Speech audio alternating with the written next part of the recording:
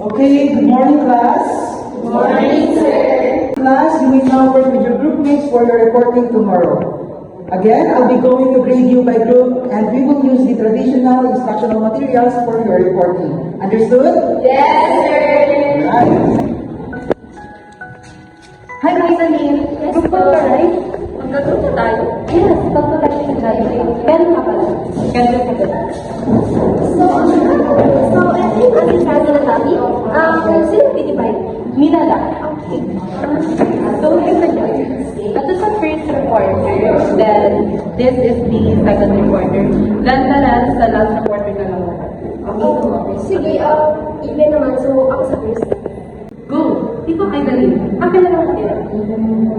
Pwede kaya ako ng gagawa usually. Kasi di ba, may din ang training. Saka, yun lang lang ang bag ko usually. Baka, hindi na sa mga routine yan.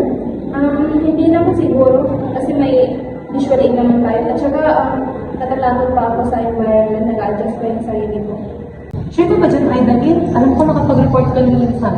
Kung ganyan ka lang lagi, hindi ka mag-improve. Tama na naman yan. Minsan, okay lang din magkamali. Normal lang yan.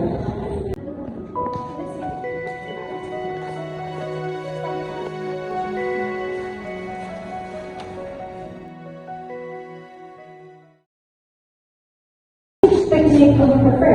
Simmering, generating new ideas, or using imagination? Si Samad daw, may sagot.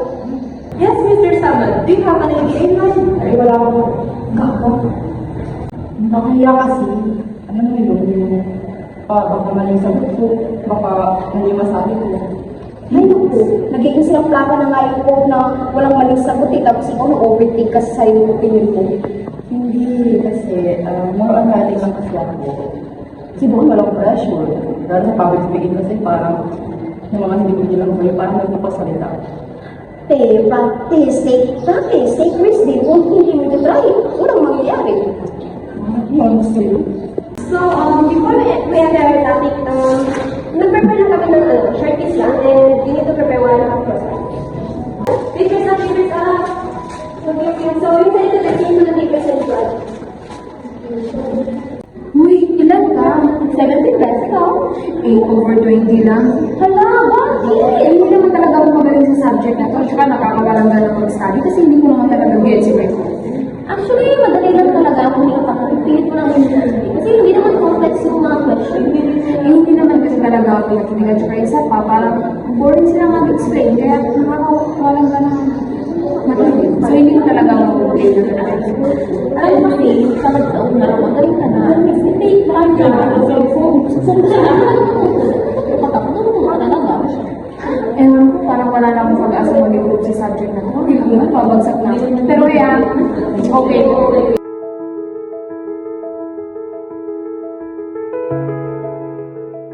Tao bang unti-unti lang nalulugi ang kumpanya? Oo, marami nagpulag na investors. Mababankrupt na nga kami. Hindi yan, magpatulong ka at kunin mo ulit ang tiwala nila at ayusin mo yung tingin mo na mali at mag-invent ka ng mga bagay na maaaring makatulong sa inyong company. No, it's already late na rin kasi. Akala ko nga para sa akin to eh. Ay na lang, hindi ko na alam gagawin ko. Hindi yan, kaya pa yan. Subukan mo ulit at naaabawayan ka na kasi sa mga outcomes ng mga products niya. Tapos, sa sarili mo dapat confidence ka din sa mga investor mo. May investor pa naman, so pwede pa siyang gawin ulit. Magtiwala lang. Hindi nga, I'm gonna file for bankruptcy now. I'm gonna be broke and I'm gonna fail as a human. Bahala ka sa buhay mo. Wow!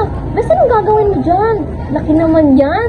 Feel ko afford mo ng iPhone 17 pa lang. Kaga, hindi. Gusto ko magpatayo ng business. Ikaw, anong gagawin mo dyan sa ipon mo? Business. So, sayang nga yung pera mo dyan. Ako, bibili ako ng Chanel bag. Tapos peke na kasi mga gamit ko. Dyan masasayang ang pera mo. Magmumukha ka lang naman mayaman eh. Tapos wala na. Sus, mas wala kang magpapala dyan sa pag-business mo. Eh ano ngayon kung walang bibili? O, didiga nga ka. Eh, pwede ka naman magsimula sa maliit. Tapos papalaguin mo yung pera mo. Tsaka gusto ko talagang magpatayo ng business like cupcake kasi yun naman talagang gusto ko eh. Magsimula ka sa maliit tapos hanggang lang, dyan lang yun. Hindi ko talaga ma-visualize this. Like, ha? Ikaw, pagbibenta Wala pa nga eh, bibili pa lang. Wala doon, itupos niya no? Wow, binasa niya kalatan siya niyo? Oo, yung sa inyo. Wala pa. Baka next year na lang, pambili laptop. Kung magbibenta ng cupcake, tutulungan na lang kita. Pero paano kung mauna sa lahat ng mga effort mo? Walang mangyayari kung hindi natin susubukan, di ba? Business, ano ka?